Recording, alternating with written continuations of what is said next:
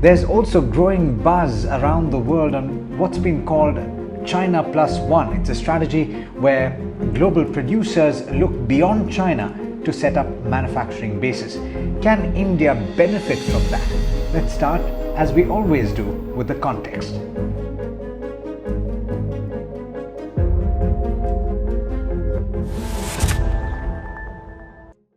पिछले 1-2 साल से हर कोई चाइना प्लस वन स्ट्रैटेजी की बात कर रहा है, लेकिन ये टर्म आज से 10 साल पहले ही कॉइन हो चुका था।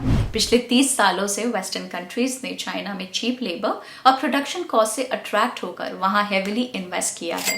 इसकी वजह से आज उनके बिजनेस इंटरेस्ट वहां कुछ ज्यादा ही ओवर कॉन्सेंट्रेटेड हो गए हैं। कोविड-19, जियोपॉलिटिकल टेंशंस और डिमिनिशिंग कॉस्ट एडवांटेजेस ने आज सभी को चाइना के ऑल्टरनेटिव्स ढूंढने पे मजबूर कर दिया है। Zero COVID have brought economic activity to a grinding halt. The crisis in the property sector has dealt the economy a body blow, and now natural disasters, or disasters that appear natural but are indeed man-made, are breaking the back of Chinese economy. Earlier this week, Beijing made an admission. It said the situation is not looking good. Experts का मानना है कि India को China plus one movement से काफी फायदा हो सकता है, मगर क्या सही में इंडिया इस अपॉर्चुनिटी को कैपिटलाइज कर पाया है या बाकी कंट्रीज मैन्युफैक्चरिंग हब बनने की रेस में इंडिया से आगे निकल गई हैं? पहले चलते हैं हिस्ट्री में। कई वर्षों से चाइना पूरी दुनिया की फैक्ट्री माना जाता है। इसका सबसे बड़ा प्रूफ है कि ऑलमोस्ट सभी प्रोडक्ट्स पे हमें मेड इन चाइना टैग दिखता है। अगर आप अपने आसपास कोई भी प्रोडक्ट उठा के देखेंगे तो काफी चांसेस हैं कि वो चाइना में मैन्युफैक्चर्ड होगा। और कई ऐसे प्रोडक्ट्स भी हैं जो आप डे टू डे में यूज करते हैं, जो शायद इंडिया या कोई और कंट्री की कंपनी बना रही होगी, बट उस प्रोडक्ट के लिए रॉ मटेरियल्स या कंपोनेंट्स चाइना से आ रहे होंगे। स्टैटिस्टा और यूएनएसटी की 2019 में एक रिपोर्ट के हिसाब से चाइना का टोटल मैन्युफैक्चरिंग आउटपुट उनके बाद की नेक्स्ट 3 कंट्रीज की कंबाइंड कैपेसिटी के ऑलमोस्ट बराबर था। इससे आप अंदाजा लगा सकते हैं कि पूरी दुनिया चाइना पर कितनी ज्यादा डिपेंडेंट हो चुकी है।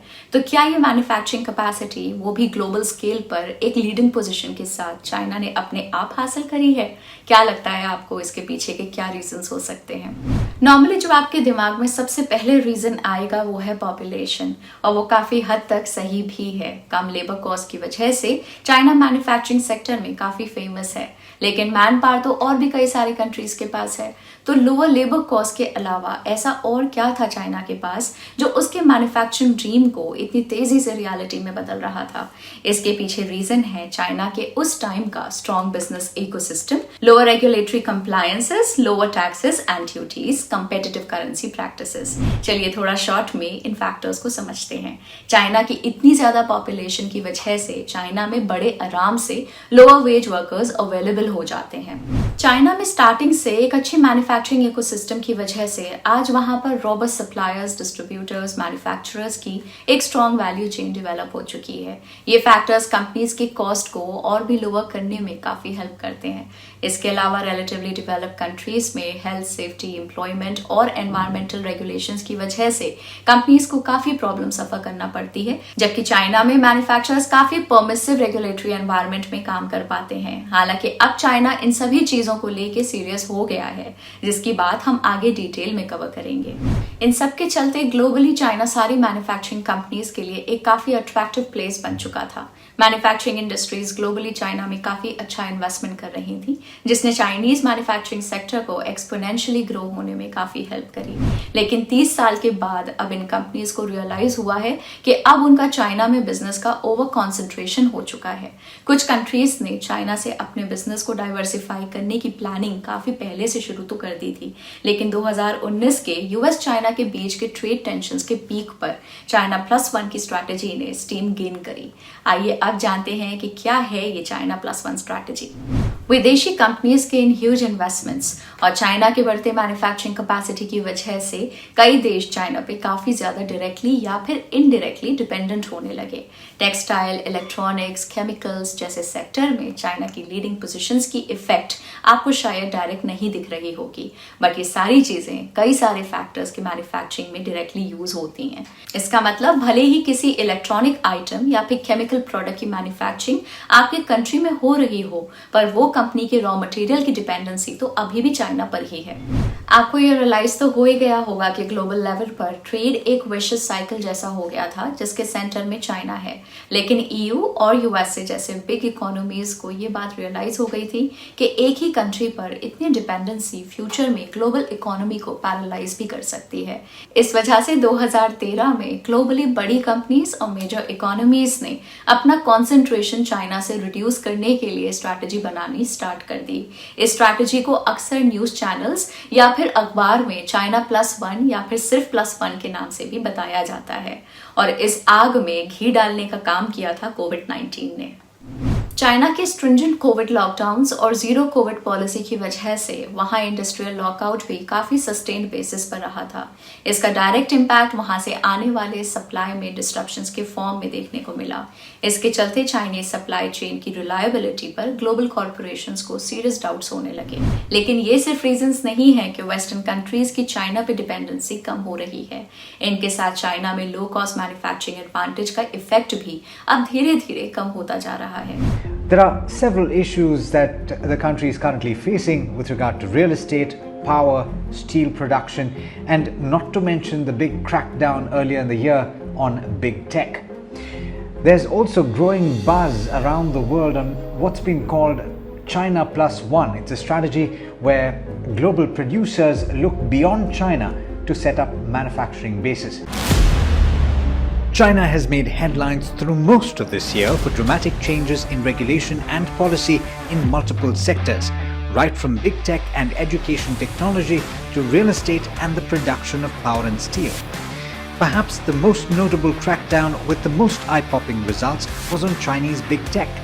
It began with the crackdown on Jack Ma and consequently on Alibaba and the Ant Group. Ma went missing after he criticized China's regulators for stifling innovation. Then the Ant Group's double IPO in Shanghai and Hong Kong was abruptly put on ice. But it didn't stop there. Just days after its IPO in the US, Chinese regulators ordered a security review of Didi Chuxing and then demanded that the company's apps be removed from the mobile stores. Then, in a separate development, China launched a crackdown on its online education companies, which it said had been hijacked by capital.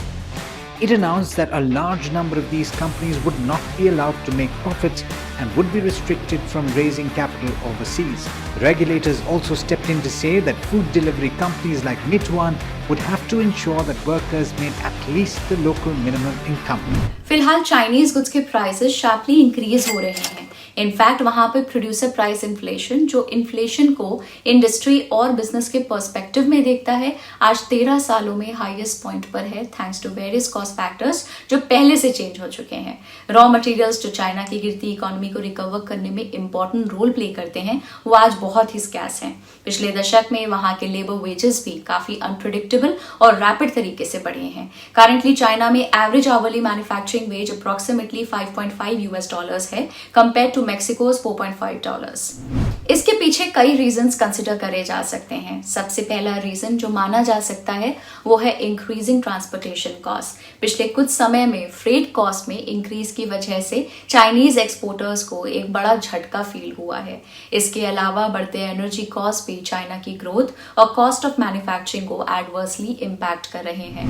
अगर industry के specific भी बात करें तो कई सारी technology companies China से exit लेने का या फिर डाउनसाइज का प्लानिंग कर रही हैं। इसके पीछे का मेन रीजन है स्ट्रिक्ट डेटा प्राइवेसी लॉ, जो कंपनीज को यहाँ तक रेगुलेट करने का ट्राई करता है कि उन्हें अपने कलेक्टेड डेटा को किस तरह से कलेक्ट करना है, कहाँ स्टोर करना है और कैसे यूज करना है।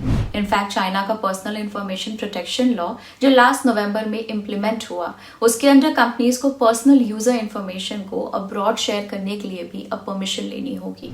ऐसे इंक्रीजिंग रेगुलेशंस और स्ट्रिक्ट लॉ कंपनीज के कंप्लायंस कॉस्ट को और भी इंक्रीज कर रहे हैं और एक अनसर्टेनिटी क्रिएट कर रहे हैं। और इसके चलते अगर कोई कंपनी रेगुलेशन फॉलो नहीं कर पाती है तो उन्हें काफी ज्यादा पेनल्टी भी पे करनी पड़ती है। और तो और चाइना के स्ट्रिंजेंट कोविड लॉकडाउन्स और जीरो कोविड पॉलिसी की वजह से वहां इंडस्ट्रियल लॉकआउट भी काफी सस्टेन्ड बेसिस पर रहा था। इसका डायरेक्ट इम्पैक्ट वहां से आने वाले सप्लाई में डिस्ट्रप्शंस के फॉर्म में देखने को मिला।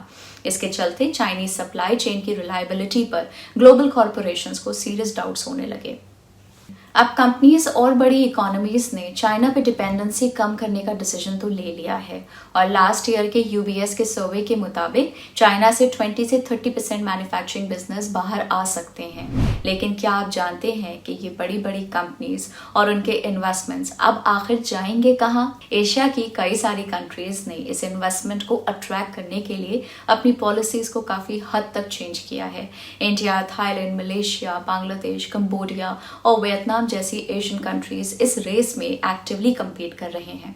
ग्लोबल कंपनीज जिस स्पीड से आज चाइना से अपना सप्लाई चेन डी रिस्क कर रहे हैं वो आज इंडिया को अवॉइड नहीं कर सकते।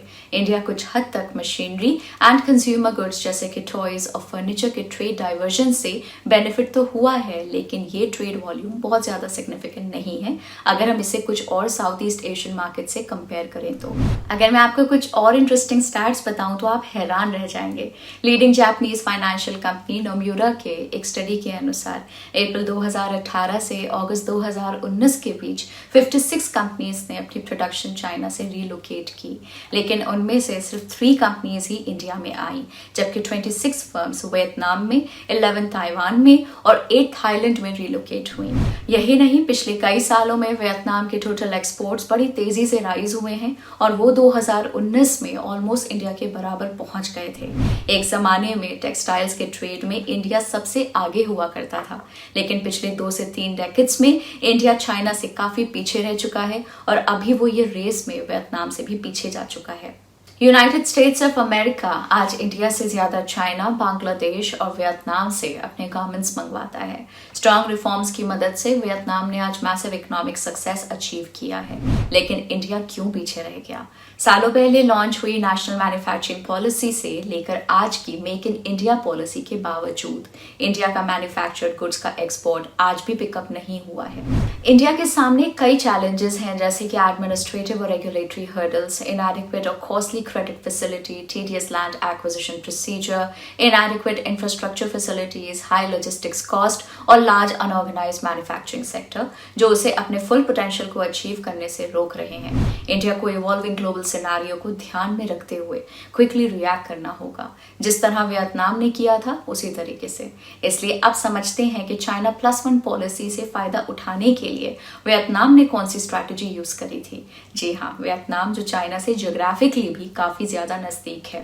वियतनाम ना सिर्फ फॉरेन प्लेयर्स के लिए इन्वेस्टमेंट का एक ऑल्टरनेटिव हब बन रहा है, किंतु चाइनीज कंपनीज भी इसे एक अच्छी प्लेस कंसिडर कर रहे हैं अपने ज्योग्राफिकल सेटअप को डाइवर्सिफाई करने के लिए।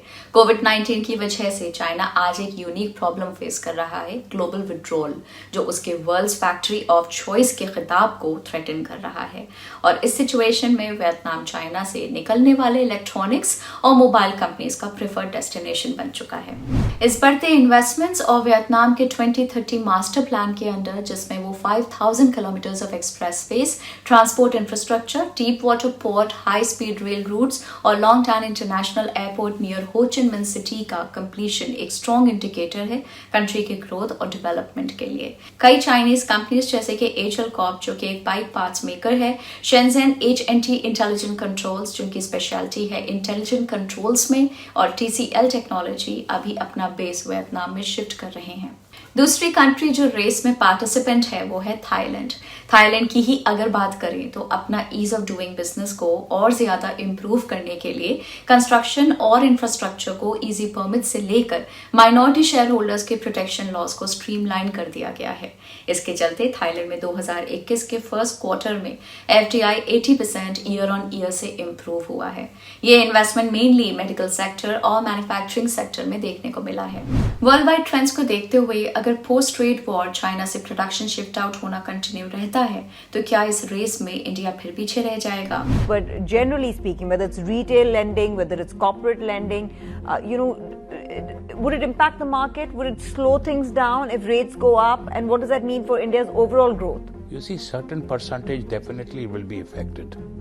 But if you have noticed how US market is sliding down, how European market is sliding down, India has not slided that much. India is a big country, huge population, cheaper manpower. So manufacturing, which was earlier, world was looking towards China, now they are looking towards India. our Prime Minister, our government is encouraging to come and invest here, to do Make in India. They are giving them all facilities. So infrastructure, unless the infrastructure is not there, the movement of the logistics will be a problem. So it has to go hand in hand. You see the ports, you see the airports, you see railways, all logistics, roads. You need commercial vehicles for that. Good roads, good commercial vehicles, easy movement. Hence the manufacturing will be encouraged. And foreign investors will come and see that if we invest here, our cost of product will be cheaper. The law and order situation is good here. The judiciary system is good here. The language system is there. So globally, I think India is well placed. अभी कुछ दिनों पहले ये news आई थी कि 2025 तक Apple iPhones की 25% production India में शिफ्ट कर सकता है, यानी कि दुनिया के हर 4 में से एक आईफोन मेड इन इंडिया होंगे। और ऐसी नई पार्टनरशिप्स और डील्स इंडिया को एक अट्रैक्टिव मैन्युफैक्चरिंग डेस्टिनेशन के रूप में प्रोजेक्ट कर रही हैं। Reliability, low cost, good quality और टाइमली डिलीवरी ही इंडियन कंपनीज के लिए इंपॉर्टेंट फैक्टर्स हैं जो उन्हें पासपोर्ट दे सकते हैं ग्लोबल मार्केट्स में एक स्ट्रॉन्ग प्लेयर बनने के लिए। इसके साथ साथ इन कंपनीज को एक्सपोर्ट्स और डोमेस्टिक बिजनेस को इक्वली इंपॉर्टेंस देना पड़ेगा और उसी हिसाब से अपनी कैपेसिटी को एक्सपैंड करना होगा। इंटरनेशनल मार्केट में चाइनीज एक्सपोर्ट्स की गैप को फिल करने के लिए इंडिया के लिए बहुत ही टफ कंपटीशन है, लेकिन कोर मैन्युफैक्चरिंग सेक्टर्स जैसे कि auto and auto ancillaries, engineering related products, chemical और टेक्सटाइल में भी हमारे सामने अपॉर्चुनिटी की एक नई दुनिया सामने आ खड़ी है। चाइना टेक्सटाइल्स और क्लोथिंग एपरल के ट्रेड में वर्ल्ड लीडर है, लेकिन अभी चाइना के पास कॉटन थ्रेड्स के सप्लाई एडिक्वेट नहीं है, जिसकी वजह से वहां पर इस सेक्टर में आगे कोई इन्वेस्ट नहीं करना चाहता। इंडिया के लिए ये एक बड़ी अपॉर्चुनिटी है, जिसकी वजह से इस इंडस्ट्री में अगले 10 सालों में 120 करोड़ रुपीस का कैपेक्स देखने को मिल सकता है, जो इस बढ़ती डिमांड को केटर कर सके। एक ऐसा सेक्टर जिसमें हिंदुस्तान सदियों से पूरी दुनिया भर में सबसे लीडर रहा है और एक ऐसा सेक्टर जिसने हिंदुस्तान में रोजगार के सबसे ज्यादा मौके जुटाने का काम किया है। जी हाँ, और वो सेक्टर है टेक्सटाइल। पहले 2 साल पहले ही नेशनल टेक्निकल टेक्सटाइल मिशन करके एक नया मिशन चलाया है, जिसके अंदर हम R&D भी कर रहे हैं और इसका प्रचार प्रसार कैसे बढ़े उसके लिए भी हम काम कर रहे हैं। वहाँ पे हमने PLI और नेशनल टेक्निकल टेक्सटाइल मिशन ये 2 काम किए हैं। ये जो हमारी इनिशिएटिव PM मित्रा पार्क की है, प्रधानमंत्री जी का जो 5F का जो विजन है, उसके अनुसार जो हम मेगा टेक्सटाइल पार्क सेटअप करने जा रहे हैं, इससे साइज एंड स्केल भी आएगा और इसके साथ साथ साइज एंड स्केल के साथ साथ जो हमारी लॉजिस्टिक्स कॉस्ट भी कम होगी। साथ में कुछ दूसरे इनिशिएटिव्स भी हुए हैं, जैसे PM गति शक्ति है, ईज ऑफ डूइंग बिजनेस है, तो इन सबों का फायदा भी हमको एक्सपोर्ट बढ़ाने में होगा। इसी तरह अगर स्पेशलिटी केमिकल्स इंडस्ट्री की बात करें तो चाइना दुनिया का लार्जेस्ट स्पेशलिटी केमिकल्स का मैन्युफैक्चरर है, लेकिन पिछले कुछ सालों से उसने इकोलॉजिकल डैमेज को कर्टेल करने के लिए इस इंडस्ट्री से एग्जिट लेने का एक कॉन्शियस कॉल लिया है, या तो कंप्लीटली या फिर पार्शियली। और दूसरी तरफ भारत ने स्पेशलिटी केमिकल्स के सप्लाई चेन में इस बड़े गैप को फिल करने की अपॉर्चुनिटी दोनों हाथ से पकड़ ली है। इंडियन कंपनीज लगातार अपनी कैपेसिटी को एक्सपैंड कर रहे हैं और आने वाले समय में अपने आप को ग्लोबल डिमांड को केटर करने के लिए रेडी हो रहे हैं। इंडिया आज जरूर एक स्वीट स्पॉट में खड़ा है, लेकिन कंपेटिटर कंट्रीज के कंपैरिजन में हमारी प्रोटेक्शनिस्ट ट्रेड पॉलिसीज ने हमें पूरी तरह से ग्लोबल वैल्यू चेन में पार्टिसिपेट करने ही नहीं दिया है। जाहिर है इंडिया को अपनी इन पॉलिसीज को रीओरिएंट करना होगा इस चाइना +1 नाम की स्पेशल सिचुएशन का फायदा उठाने के लिए, जिसके लिए वो पूरी तरह से सक्षम है। आफ्टर ऑल ये सदी इंडिया की सदी है। क्या लगता है आपको? कमेंट्स में जरूर बताइए। क्या आपको पता है हम ग्रो के इंस्टाग्राम और फेसबुक हैंडल्स पे भी स्टॉक मार्केट और इन्वेस्टिंग से रिलेटेड ढेर सारा इंटरेस्टिंग कंटेंट पोस्ट करते हैं। अगर आप वो मिस नहीं करना चाहते तो अभी ग्रो को इंस्टाग्राम और फेसबुक पे फॉलो करिए। स्टॉक मार्केट, इकोनॉमी और बिजनेस से जुड़े ऐसे ही इंटरेस्टिंग वीडियोस देखने के लिए ग्रो के चैनल को सब्सक्राइब करिए। Bye bye.